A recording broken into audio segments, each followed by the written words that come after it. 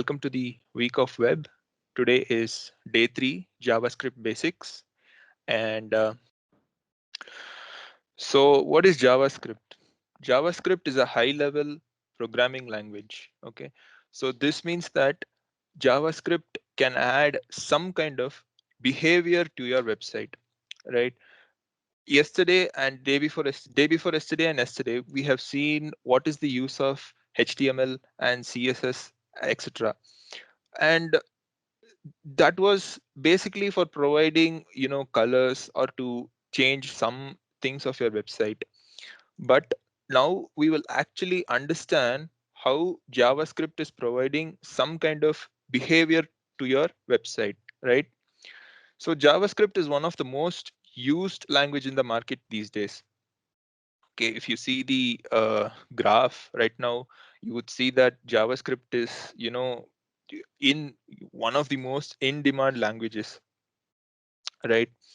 And there is almost, you find use of JavaScript in almost everything nowadays. So just for an example to give, you can use, JavaScript is used in web development, web applications, server applications, web servers, games, etc. All right. So this is a little bit introduction into what we would be doing today, and we'll also study some basic JavaScript today.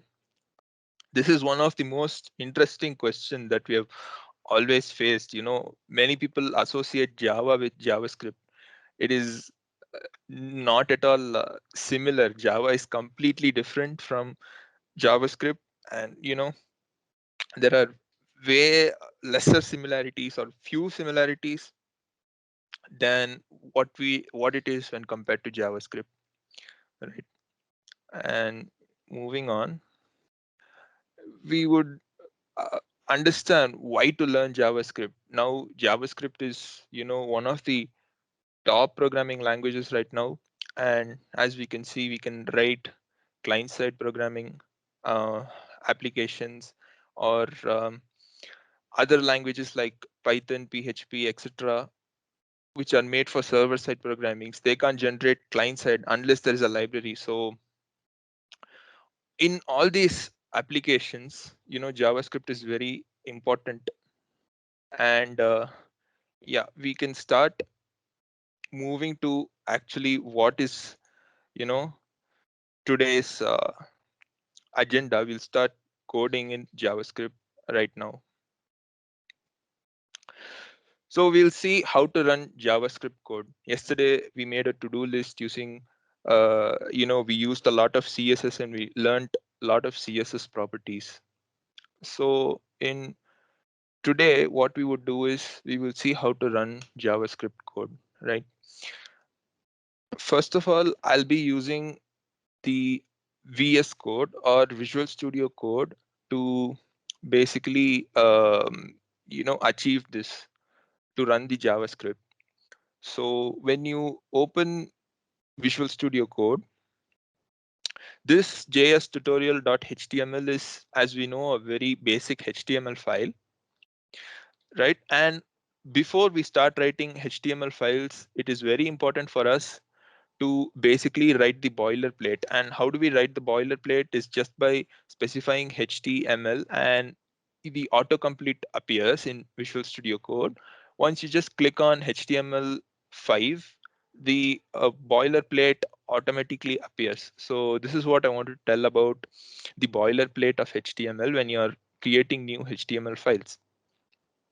Now, in the body tag, we are actually applying a script tag, right? The script tag basically links your HTML file to your JavaScript file.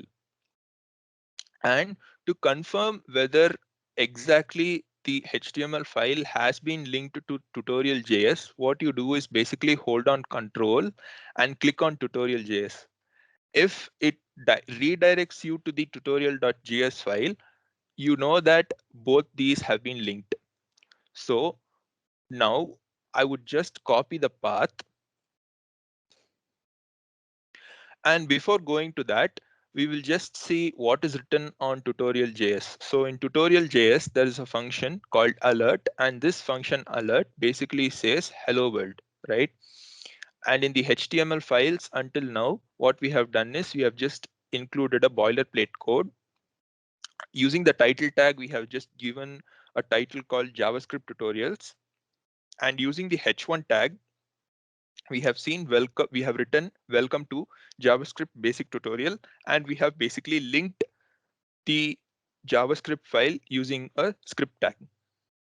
So now if you want to actually see what is displayed, you just need to right click here, copy the path, go to your browser, open a new tab and just paste the path. Once you paste the path, you'll immediately get a box like this which says hello world. And if you would actually imagine from where this box is coming, this box is nothing but an alert box, or it's coming under JavaScript alerts. So when you see the Visual Studio Code file, so it actually comes from here. That alert box is actually coming from alert hello world. But there are a slight bit of disadvantage of using an alert box also, which we will be looking at the next slide. So when you just say okay, that h1 which we had initialized in our code tab, that is over here, this one displays on this HTML web page. So this is all about this particular project, or JS tutorial. So here we learned how the linking happens. So I'll just go through all the points over here just to make sure that we have accomplished every one of them. So we opened VS Code and we created a HTML file called JS tutorial, and we added the boilerplate in it. So before adding the boilerplate, we also took care of for the file structure, which we had discussed.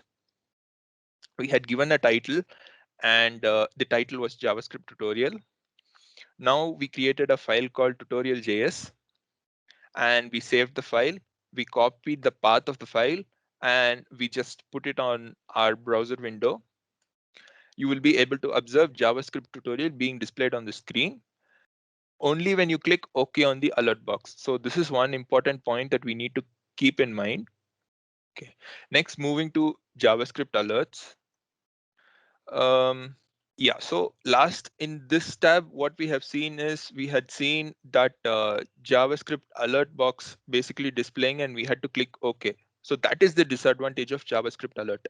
There is an alert called alert method, and it displays an alert box with a specified message as entered by the programmer along with an OK button. So that OK button is already generated. So we had seen a box like this. The important note here to be noted is that the method should not be overused because it prevents the user from getting access to the other parts of the page until the box is closed. So when you refresh this, I'm not able to do anything on the page. Only if I say okay, only when I accept that alert box, I'll be directed to the web page. Okay, before that, I would not be able to make any changes into the HTML file. So that's what this point says. The syntax for the same is alert message. We have seen that in our Visual Studio Code also. We have seen it in our JavaScript files. There is nothing else. There is only alert and hello world. And what does it do is basically returns a string. So in the string in our case is hello world, and the string in this case is it's an alert message. Moving on. Now we come to this slide, or the variable slide. So just like any other programming language, even in JavaScript, there are variables, and you can use these variables for storing the information you need, basically. So formal definition is a variable is a container of a value. So you assign a particular value to a variable. So variables are of var, let, and const. We will be looking at this also in detail in a few minutes. So, but just to give you an idea about what is variables, it is just like a number that we use and we assign some name to it. Okay, so whenever you're assigning variables, it is a better practice to basically assign something meaningful to that variable, right? And one special thing about variables is that their contained values can change. All right.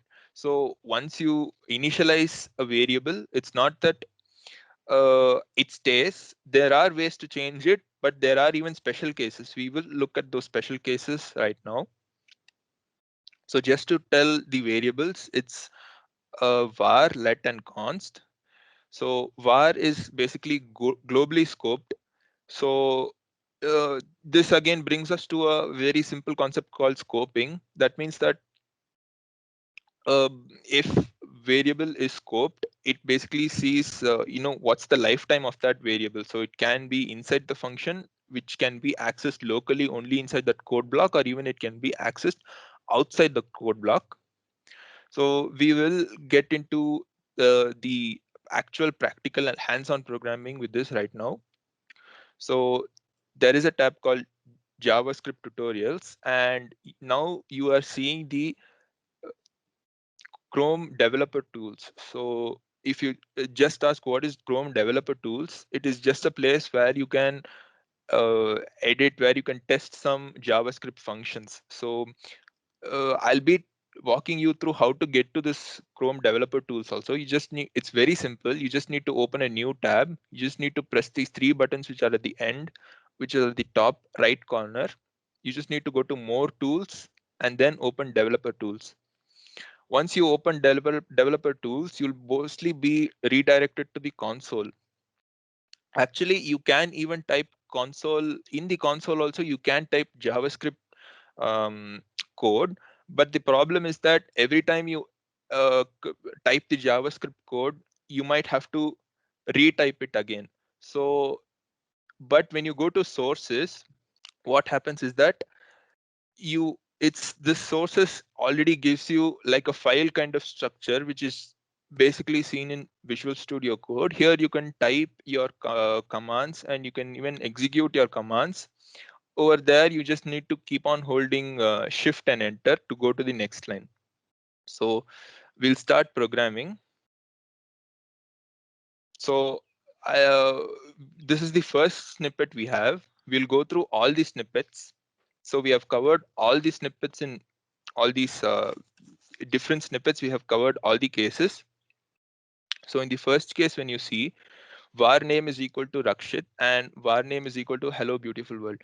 So in this, what happens is that you can actually reassign a variable called name.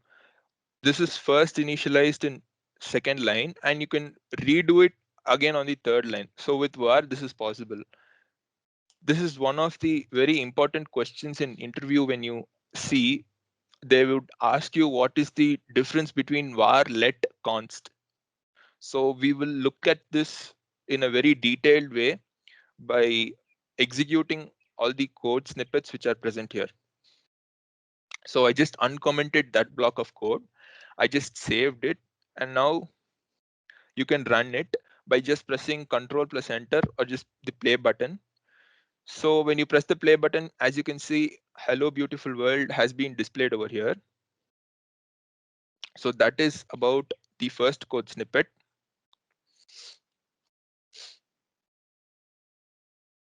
So in the second code snippet, when you see I'm using let name is equal to hello world and name is equal to hello beautiful world. And in the 11th line, as you can see, I have written let name is equal to hello beautiful world. So there is actually a thin line of difference between what I have written in line 10 and what I've written in line 11. So without further ado, let's just execute these pieces of code and let's see what's the output. So in these three lines of code, what I'm doing is I'm just assigning a variable called name and using the word let. And again, I am changing the variable, the content which is present in the variable name to hello beautiful world. And I'm just logging that name in the console. So let's see what's the process and what happens in the output. So as you can see again, hello beautiful world is displayed. But in the third or in the 11th line, when I execute the same thing, let name is equal to hello beautiful world. As you can see, there is already an red underline mark. And when you see the error over here, it says identifier name has already been declared. So this is one of the very important points that you need to keep in mind when you are working with variables. It works in the case of var, but it does not work in the case of let. So this is very important to keep in mind. Now moving on to the third code snippet, it works for even const. So if I have a name one is another variable that I've used just so that we know that we can even use numbers when we are assigning variables. So the business logic is nothing. It's just assigning a different name or a content to each of these variables, which are basically defined using var, let, and const, and seeing their behavior. So we'll just save this file. So as you can see here, assignment to a constant variable. So once you assign some content to a constant variable, you can't be able to change it. So this is one another point you have to keep in mind. It's quite important even for coding interviews when you go. So for const, it does not work. Even for let, it did not work, but it worked for var, right? And in the last three snippets, we will be looking at a very important concept. Again, it's a differentiating concept between var, let, and const. And this one is also quite important for when you take coding interviews, for example. So let's see var first, right? So var name4 is equal to C programming. So I've just initialized or I've just put something called C programming into name4, which is a var. So we are actually assigning the string after logging its name. So when you see, I'm assigning it here, but I'm logging it before only. So let's see what's the output. So I'll just save it. When you see a star here, it means that it's not saved. So once you save it, it's just control S and the file gets saved. Let's run the program now and see what happens. So you can see that C programming is displayed. So this means that one important conclusion that we got is even before assigning, you can start logging it, and even after somewhere else in the code base also, if it is assigned, the console.log is able to display whatever string has been assigned to name4 on the console. But does it work in the case of const and let? Let's just try it out. So here I'm logging name3, and name3 contains JavaScript. I'm actually initializing const name3 is equal to JavaScript after console.logging. So let's see what's the output now. So as you can see, we've got an error again. It's a syntax error, and it says identified name3 has already been declared. So first of all, you have to declare it. You have to basically this doesn't work because for const it does not work, and for let also it does not work. So this hoisting concept only works for var.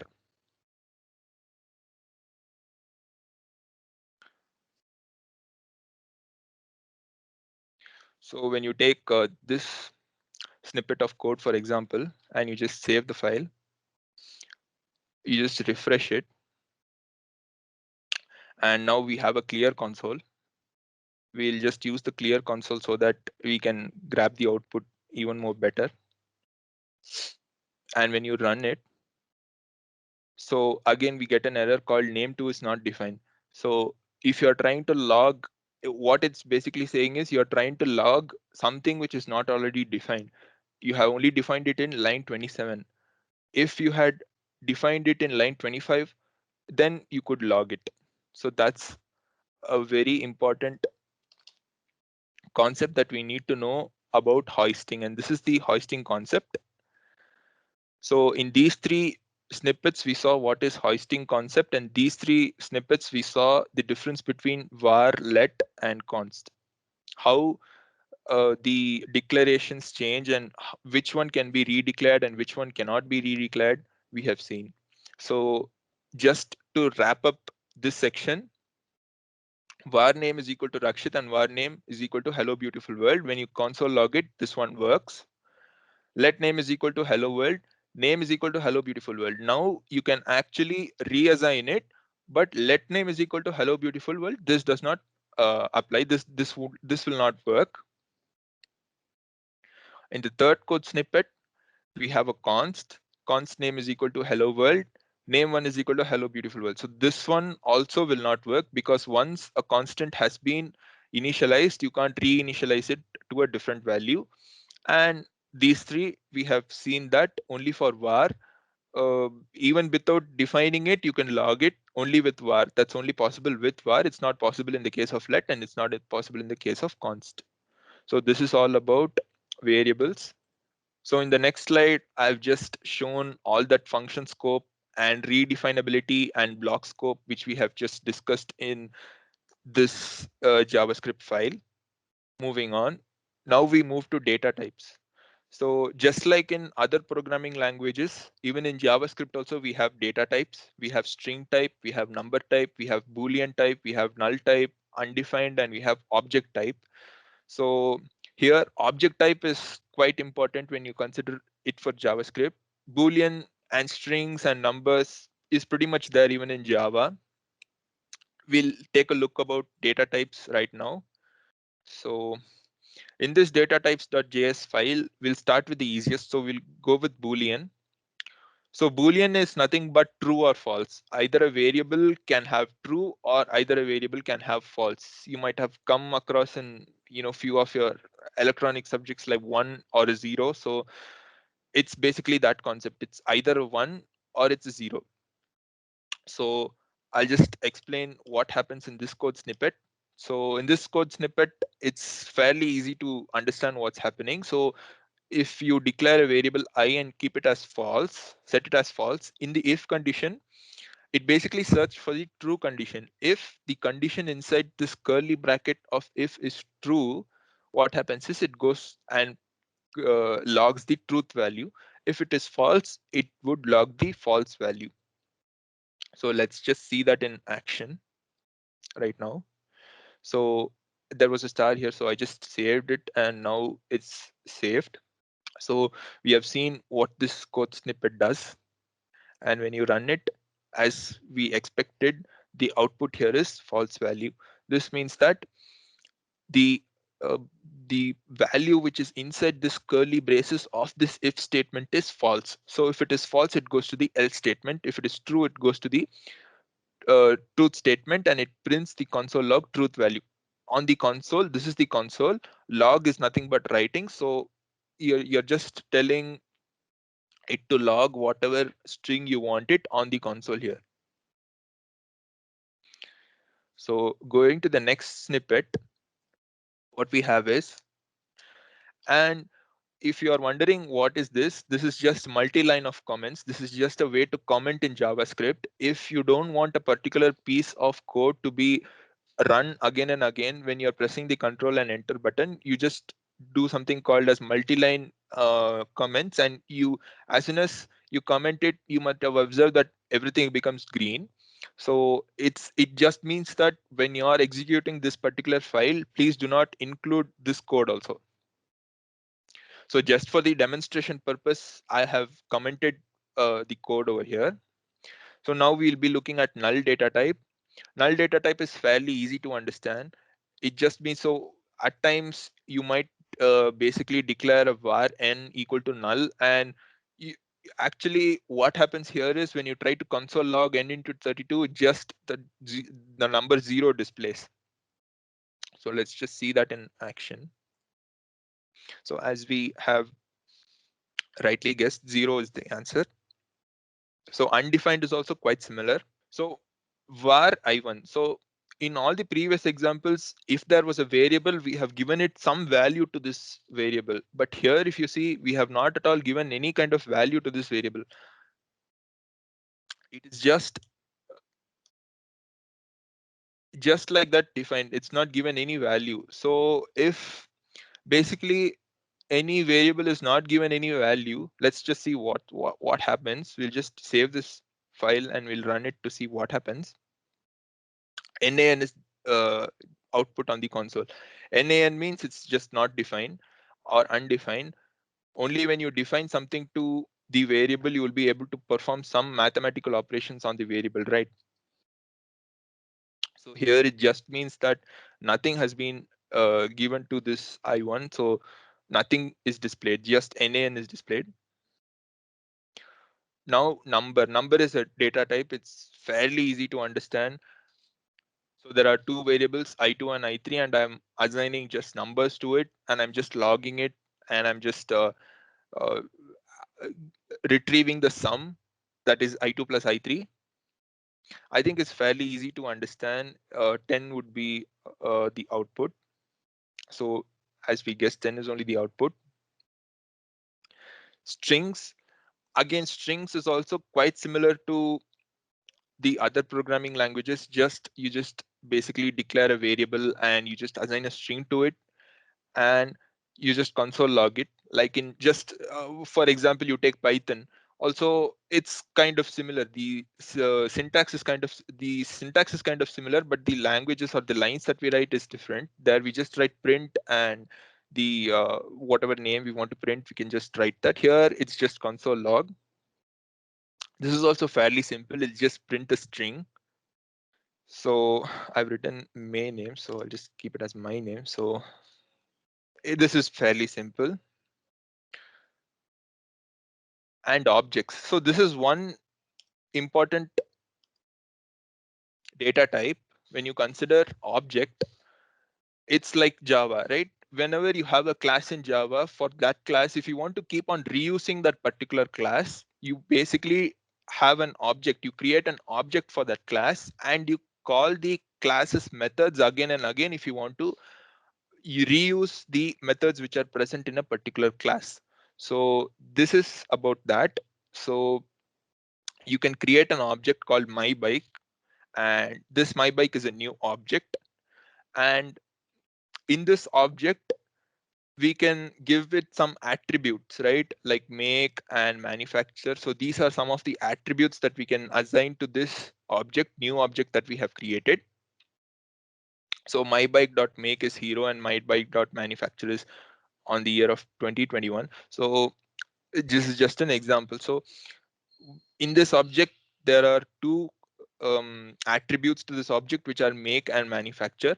And in your program, if you want to keep on reusing this make and manufacture at different places, you can do just by this dot notation. This is called as dot notation in Java, where you take mybike.make. It's quite similar to what we have in Java also.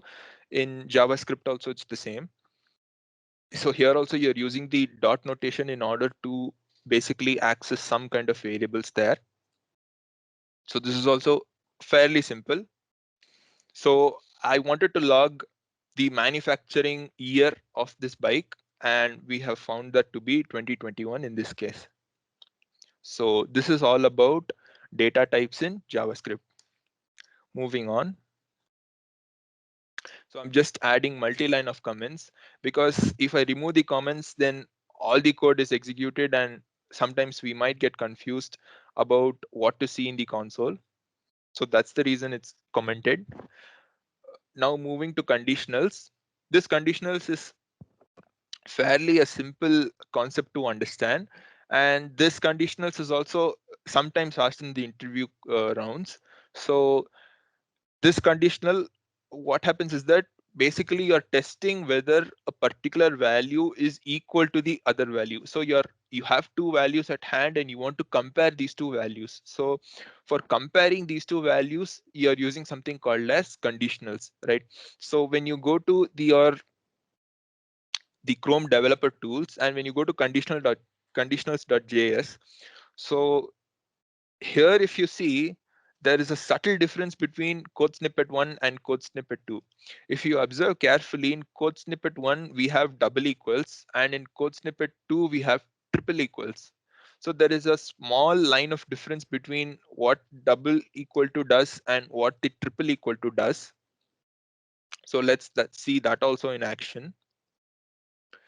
So double equal to is basically comparing the values, right? Here we have 7 and the value here is also 7.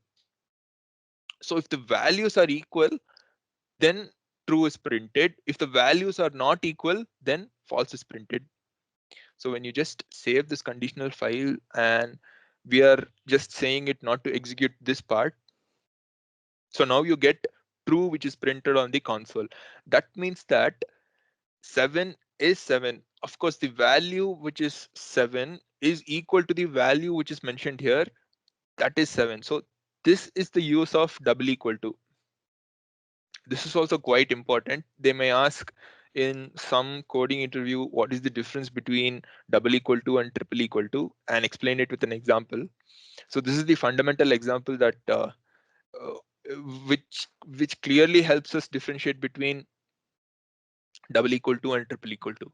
So when you take triple equal to is also called as strict operator. So what happens in strict operator is that instead of checking the values, it checks for the data types. So suppose if the data type is same here and the data type is same here, then true is basically logged, else false is logged. So if we see this conditionals.js in action,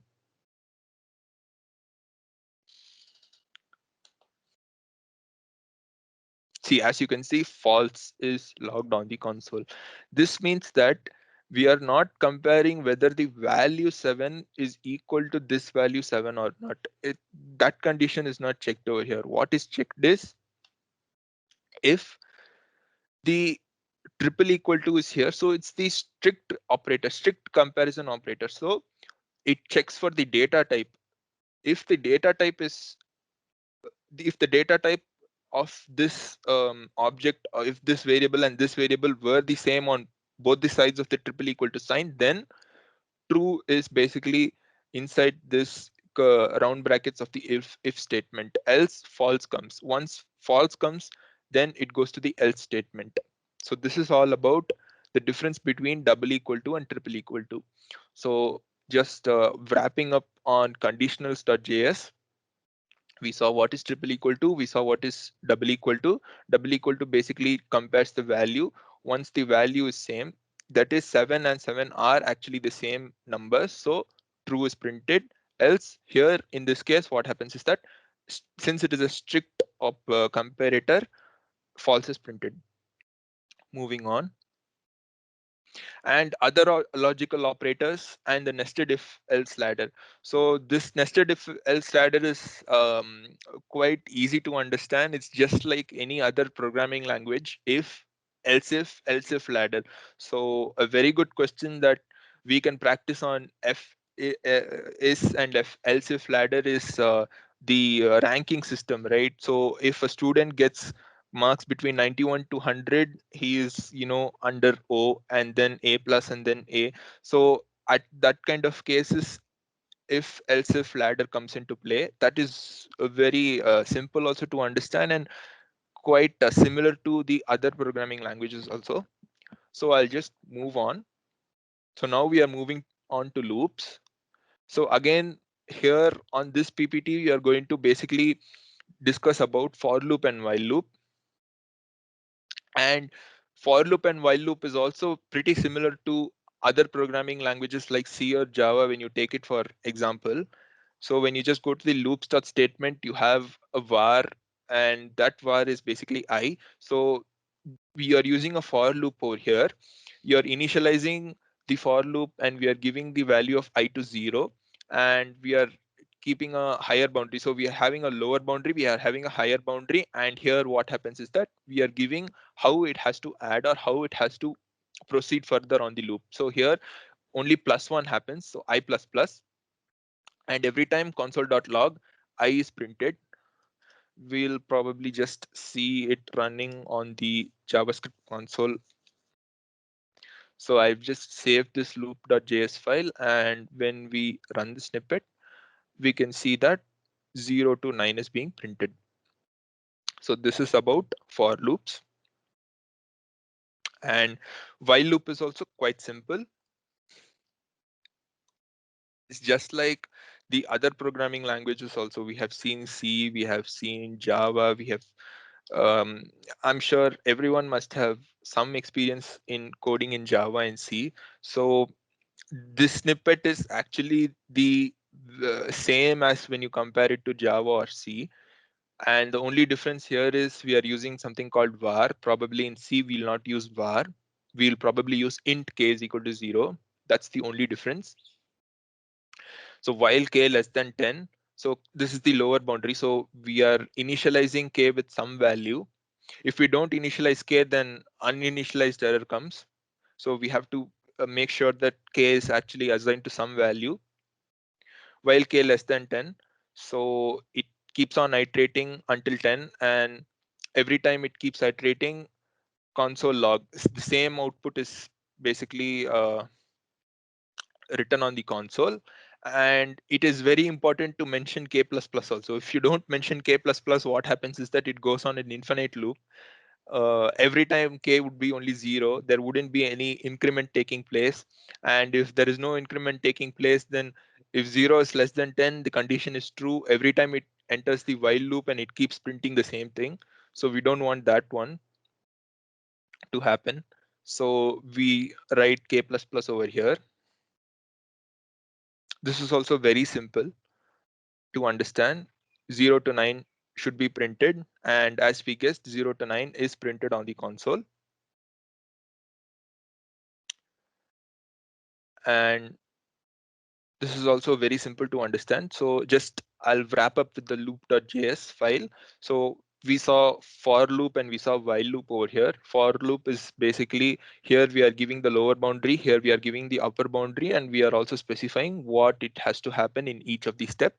And inside the code block, some business logic or something that the JavaScript has to do is being mentioned over here. Here it's just printing the numbers. And similarly here, it is important to put k++, otherwise it's going to go on an infinite loop. So that's about loops. Moving on. So this is the flow chart of working of loop, which I have included. This means first the program control is over here. The program control is coming over here. It checks for the condition. It checks for the condition whether 0 is less than 10. If it is true, it goes inside the block. If it is false, it comes outside the block. It's fairly simple to understand. So this loop keeps on repeating until the condition is false. Once the condition is false, it simply comes out of the loop. Now we'll be looking at functions. So what is a function? Function is an organized code that can be reused basically to perform certain actions. So in the olden days, what used to happen is, without writing functions, people just used to write a lot of code, right? So when you take a bigger application, for example, what used to happen is, there used to be 10,000 lines of code, and in these 10,000 lines, definitely there will be places where the same action has to be repeated, right? So each time the programmer has to keep writing the same function. So this obviously takes a lot of space. And so in order to reduce all of that, what we did is, they basically came up with the concept of functions, and every time you can just keep calling the function and the same action can be repeated.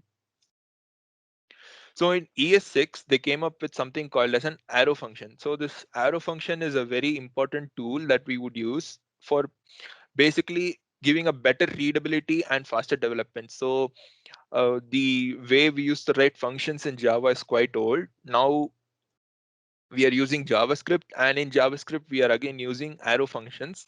So when you see, you would be seeing something similar to an arrow. So when you go to the functions.js file, here I've included a very simple function. So the function here is sum, and inside this round brackets are the inputs to this function, and this is the arrow function. So basically you are denoting using this equal to and greater than sign, and inside is the code block where the business logic sits, and you're basically telling this JavaScript to basically perform something which comes after this arrow function. So for example, in the fourth line, when you see console.log sum 4 comma 5, so 4 goes and sits on A place, 5 goes and sits on B place. So this is again little bit similar. There are very less similarities to JavaScript. The the way these things perform is similar to JavaScript, Java you can say, but all the other things are different with JavaScript. So you're calling this function. This is the function call which is happening here. So 4, 5 goes and sits in A and B. And basically after this arrow is denoted, here the code block goes, and the code block basically says to print A and B. And once the A and B is added, it has to go and sit in sum. So the value of sum is basically initialized as a let type. And now what you want the JavaScript to do is you want to basically log whatever is the sum. It's fairly simple. The purpose of this is not to log very simple calculations like this, but understand the concept behind what goes into concept.logging and what is the understanding of the arrow function. So that's the aim of this tutorial. So I have actually saved the functions.js file. Now you can't see there's no star over here. So 9 is being printed. It's fairly simple. But the important concept that we needed to understand is the function sum. So here in the next code snippet,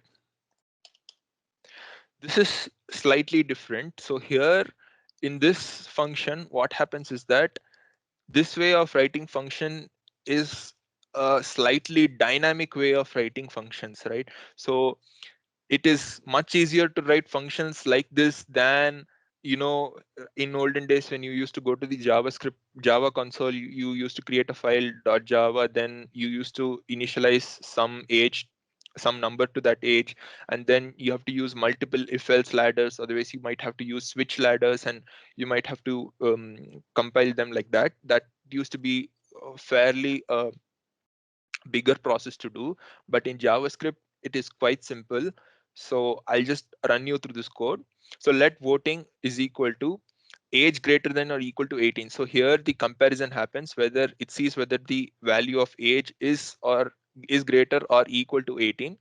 And what happens in this question mark is the true operator, just like if else. So if age greater than equal to 18 is true, then what happens is that we have an arrow function, and that inside that arrow function, what we have to do is we have to console log hello programmer. If the condition is false, the false is basically given by these two uh, s- uh, s- it- colons over here.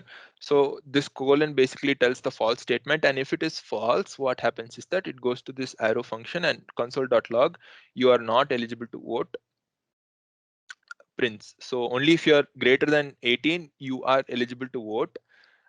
If you're not greater than 18, you are not eligible to vote comes. So I'll just change it here. I'll just say you are eligible to vote.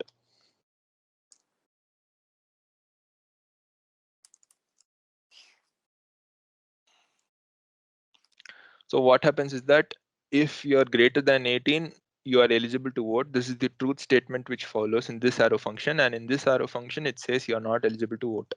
So this is what happens. And once after writing the function, we also have to call the function. And how to call the function is just by writing this, that is just voting with curly braces. And we'll see what happens is that inside this. Basically, why only curly braces is that here also you have not given any arguments. Since you have not given any arguments here also you wouldn't be giving any arguments. Suppose if you had given any arguments, like in the case of Java, for example, there also when we write functions, we write something inside this curly braces. That's the arguments that we write. Here we are not writing anything. So here also there is no arguments that are going to be inside. So let me just save this file and run it. So what is printed is you are not eligible to vote. And the reason it's printed is because the age is 17 and it's of course not greater than or equal to 18. So just to wrap up on functions, functions basically does a particular job. So instead of writing the same functionality again and again throughout the code base, you can just keep a arrow function, and inside that you can just write whatever needs to be done. So in the curly braces, what happens is that you're passing some kind of arguments. Here in this case, you're passing 4 and 5 are the arguments, and this is the function. and this is the arrow function. This is slightly a better method, and it improves the readability of the code. So here you're not passing any arguments. Since you're not passing any arguments, you're simply calling that function also. And in that function, what has to happen is it has to display whether you are eligible to vote or you're not eligible to vote. So that's about functions.js. So this is again a little bit more brief description, but I have covered every of the point in the JavaScript tutorials, JavaScript page. So each function describes a particular task. So the first one basically told us to add, and the second one basically checked whether you are able to vote or not. So that's the particular task that's been performed here. Debugging can be done one function at a time. So if when you have 10,000 lines of code, it's nearly impossible to debug. Um, Not in real world examples, there are not 10,000 lines of code. There are probably lakhs and lakhs of lines of code. So it's not easy to debug. But when you have functions, you can just take each function at a time and look inside the code block of what is happening there in the business logic, and you'll come to know all about it. After the function name, we can put a pair of parentheses, and they would contain one or more parameters specified by commas. So here the parameters were 4 and 5, and they are specified by commas. So we have discussed everything in that JavaScript file. So that's a brief description about functions. Moving on to array. Again, the array is also very similar to what we see in Java. So here we have array methods also. So JavaScript provides us with array methods. So what happens is that using these array methods, you can perform various tasks in your program. So when you go to the array.js, there is a const rainbow. So I have a constant called rainbow, and I'm initializing all the values to this rainbow. I'm actually initializing WebGeo to this rainbow. But one added functionality or one advantage of using arrays in Java is that you can put any kind of data type in this. So I'm here first putting violet, indigo, blue, green, yellow, orange, red. Then you can see I'm also entering true, false, 1, 2, 3. So any kind of data type can be entered into such kind of arrays. So that's the advantage of using JavaScript arrays than using probably arrays in Java for or C, for example, where you just put an int rainbow. If rainbow is an int, only integer kind of values has to go inside that array. So it's not the case over here. And again, the arrow, if when we take array for an example, each and every value of this array, it starts from 0 index. So it starts from 0 index and goes on till n minus 1. So that's about accessing the individual elements which are present in an array. It can start from 0 and it's moving on. Rainbow.push is basically if you want to add an element into this array, then you're using something called as a push function. So this push function just pushes some element inside this array. Over here, I'm just adding another color pink to the array there. So that's what this push function does. Console.log rainbow. So this second line of this seventh line, what the code which is written on seventh line basically prints the complete array. Rainbow.unshift black. So what happens is that this adds to the first. So anyhow, we'll look at all these by just saving this file and running this file. So we have seen the output over here. It's clearly displayed. So rainbow.push pink. So when you push pink, as you can see, pink has been pushed into the array. Pink is now also visible in the array. Console.log rainbow. So all the elements of the array are printed. WebGear WebGear is printed along with pink. Rainbow.unshift black. So this is the unshift method. And as I told you, unshift basically adds the element to the first. So as you can see, it is black, then WebGear followed by true, false, 1, 2, 3, and pink. Console.log rainbow. So again, when you log this rainbow, the complete array is printed. That's about it. And array.pop. So in array.pop, what happens is that this pop method is basically used to pop or remove one element from this array. If you might have come across data structure concepts in Java or C, for example, there are push and pop functions. So these push and pop functions are similar in behavior to those data structures there. So if you want to do array manipulations, it's quite easy when you take arrays in JavaScript. So you don't need to write the functionality of pop, or you don't need to write anywhere the functionality of push. We used to write in Java like that. So that's the difference. This is how in such small things only JavaScript is overtaking Java, if you see. And this is already a predefined function called pop, and this just pops the last element of the array. So what happens is that pink was there until now, and now pink is not there in this line when you see, and console.log rainbow. So the entire array is printed. So that's about arrays.js. So I'll just wrap up arrays.js shortly. So this is the way you initialize an array, and each of the elements of of an array are being given separate index values. It starts from 0, 1, 2, 3, and so on. Push basically adds an element to the end of the array. Console.log rainbow basically prints all the elements of the array. Rainbow.unshift method basically adds the color or the element to the first of the array. That's why we are seeing black over here. Now console.log rainbow is just logging all the values.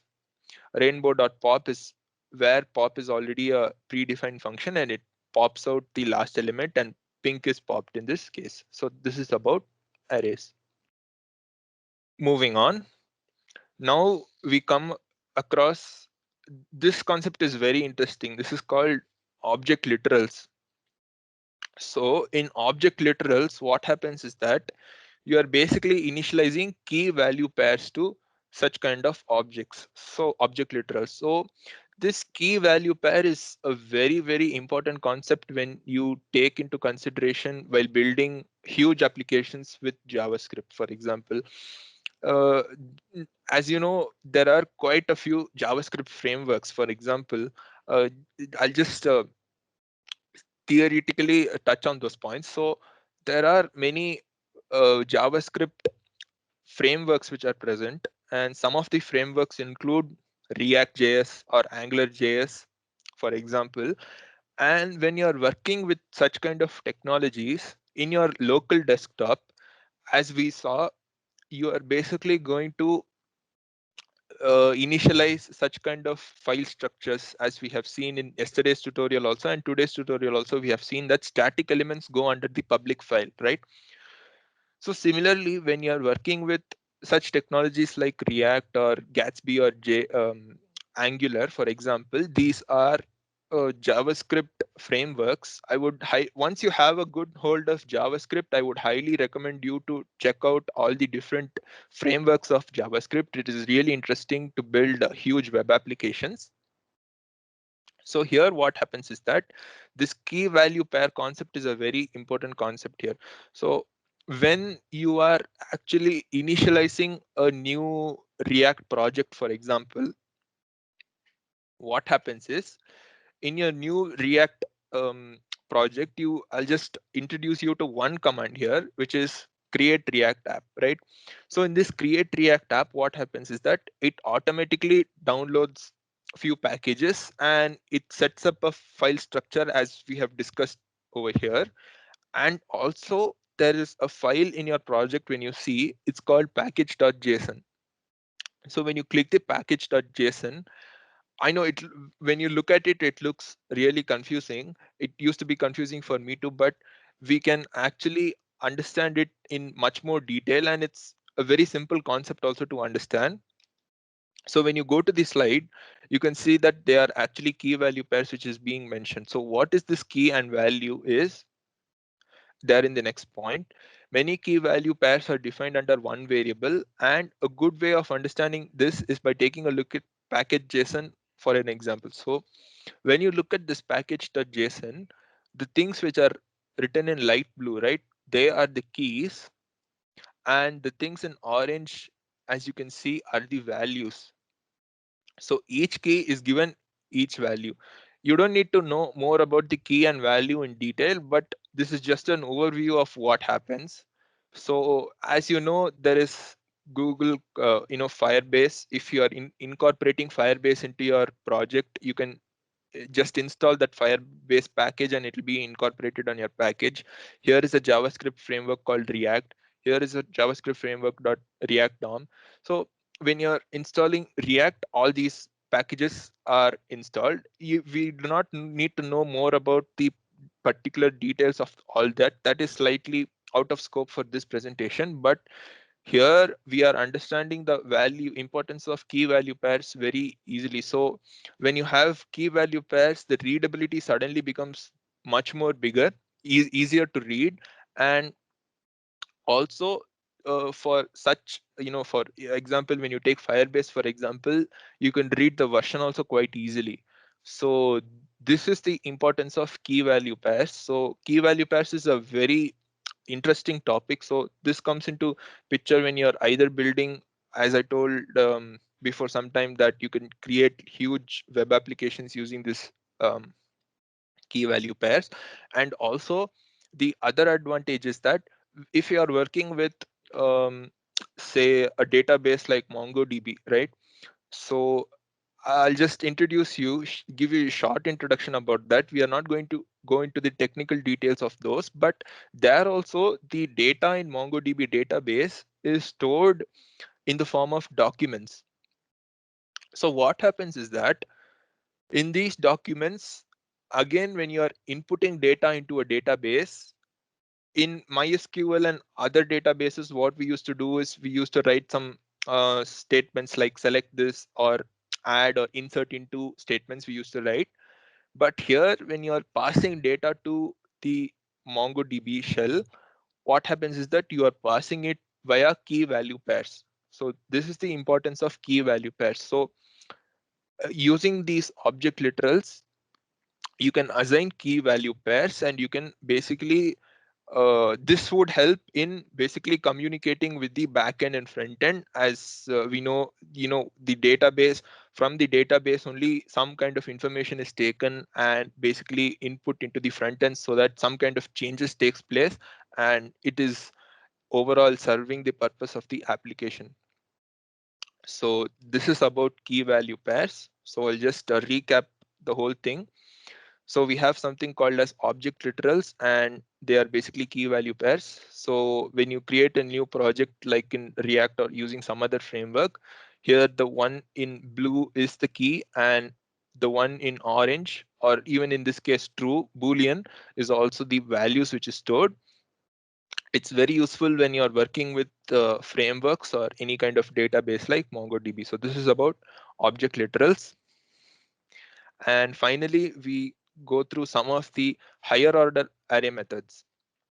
So higher order array methods, there are three, which include for each, map, and filter. We'll look at each one of them again in the developer tools. So when you go to higher order.js, so this is the for each method. So what for each method does is we'll just look at the definition used to iterate through all the elements of the array. So just like for loop, it's somewhat like for loop, but it's a little bit different from a for loop. The difference is that we are using this word called for each, and here just like I we used to write in for loop console.log I. Here what we are doing is we are just logging something called as color, and basically this goes through each and every element of the loop and it prints all the colors on the console. So when you just save it and run it, all the colors are being displayed here. So this is about the for each method. The similar happens with map method also. So in map method, again we are using this function called map, and again it's an arrow function. So it's just the amalgamation of the previous concepts that we have discussed. So map also does the same, but here as you're iterating through each and every of the elements of the array, we are giving it some functionality, and that functionality is to change everything into the uppercase. So I'll just comment this bit of code, and when you run this code, if you just save this code and run it, okay, we are getting, actually it's already declared, so we have to refresh it.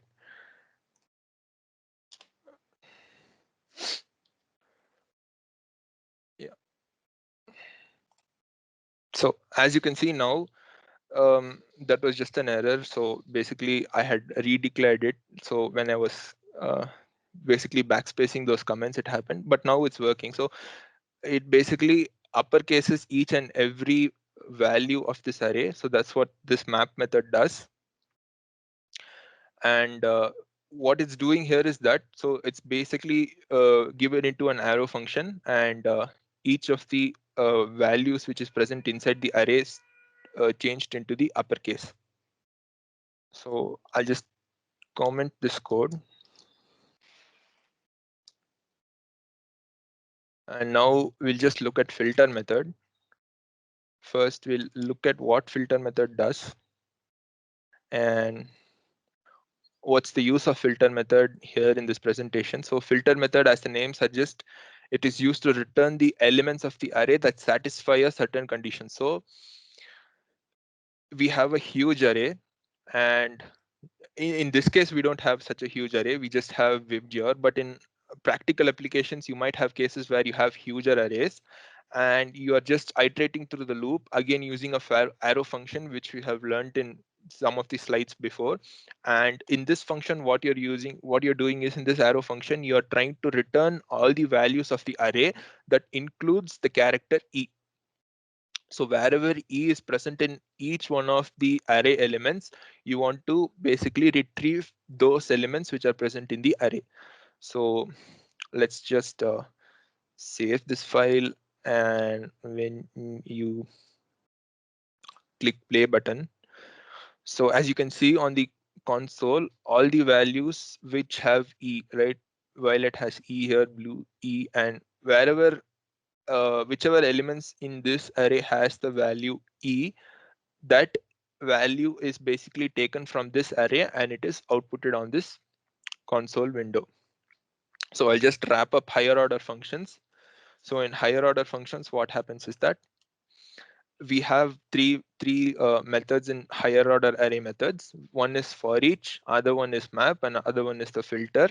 In for each, what happens is that you just iterate through all the elements of the array. It's very simple, similar to what the for loop does, but here we are using a for each loop. And again, here, as you can see, this is also an arrow function, just like the function which we had learned in the previous slides. And it basically prints out the color in the console. We have even run this piece of code. And when you go to the map method, again in map method also, we'll just read the definition once, used to iterate through all the elements of the array. And exactly, so that's what happened. So when you're trying to query something, it has to first check all the elements of the array, and some functionality you're performing. Here you're just making everything into the uppercase, and we just saw how all the elements of the array had become turned into uppercase, that is capital. And here is, you're using the arrow function again over here. And in filter method, basically again, this one also iterates through all the elements of the array, and from that you want to have a particular you want to get a particular functionality out of it. And that functionality is, you want to retrieve all those colors which basically have E included in them. So that's about the filter method. So that's it for this presentation. If anybody has any doubts regarding it, they can ask me now. Brother, I have a doubt. Can I ask? Yeah, definitely, sure. Okay, can we use brackets, curly braces beside of this arrow functions? So basically, yeah, to answer your question, it is very much you can use the curly braces. So for example, here the round braces are basically only for taking the arguments inside the function, right? So here the arguments was a and b, and we have not included the curly braces just because it is only a single line of code. Suppose you have lots of lines of code that you want to enter inside an arrow function, then definitely you can use the curly braces.